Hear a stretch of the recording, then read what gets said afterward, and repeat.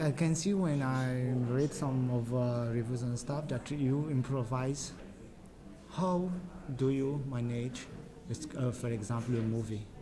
Well, I suppose it's like, for me, like, you have to like accept from the beginning that to collaborate is to not have total control. I think that's the one thing that, like a lot of filmmakers like the idea of collaborating, and they think that they are, or they want to do it more, but it's really scary to give up control of your film, because obviously you've invested so much in it and there's so much pressure to get it right, and you're scared that if I let my actors make the decisions, what if they make the wrong decisions and then my film's bad because of that? And that's kind of what it comes down to, is that fear of like, if I let go of control, then I'll lose control.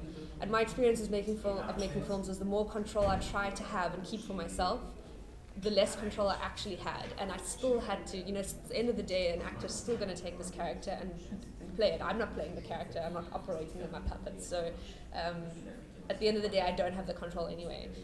So when I started like letting it go and inviting other people to be more like, not just in theory part of the process, but actually part of the process, I found that we could create something where we all had a lot more, we could manage it a lot better than if I was saying, look, I have this idea in my head and now you're responsible for making that. It's just like very strange, Yeah. Whereas this way we could create the characters together, and at a certain point,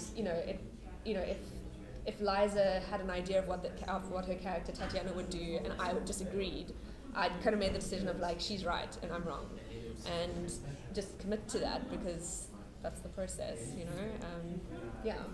That happened even on set, or? Yeah, I mean, we had one particular incident where we had a scene that we planned. We planned it together. It wasn't necessarily an idea that I just had. And one of our other cast members felt that, like, he didn't want to do it anymore. It didn't work. He didn't feel that it was right for the character. And because we'd planned it, I was kind of, well, let's just do it anyway because we planned it. And eventually we kind of had to realize we need to stop shooting and need to actually reassess what the plan was and like what we're going to shoot next, because it's not working anymore. And if he's saying it's not right for the character, I must trust him that he's right. And so we actually stopped shooting for like a day or two and changed the whole second half of the film to kind of accommodate.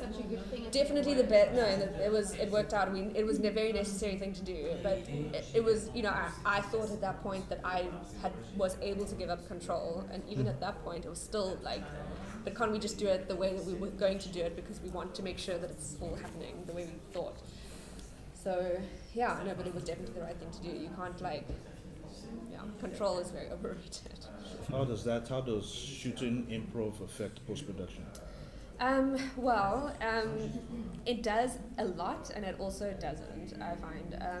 So with my previous film, Love the One You Love, which was also in Durban, and which was my first feature film, that was 100% improvised, whereas High Fantasy was partly improvised, partly scripted based off improvisation.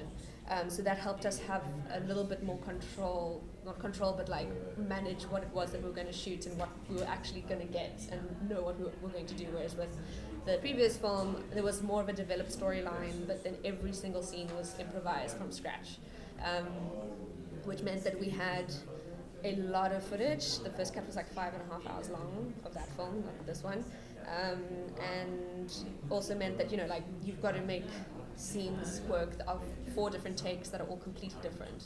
So they're different blocking, they're different like dialogue is different, everything is different, and you have to make that work. And for me, there's a particular style of editing which you have to adopt in order to make that work, and luckily I just really like that, so it was doable, and I did a similar thing for High Fantasy.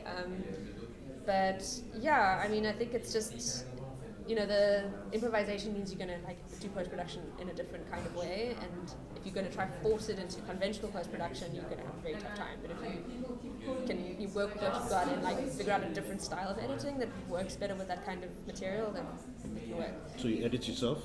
Or you have I have edited myself. My previous film I co-edited with an editor, and then High Fantasy, we had an editor on it, but I worked really, really closely with him, so we kind of sat together most of the time.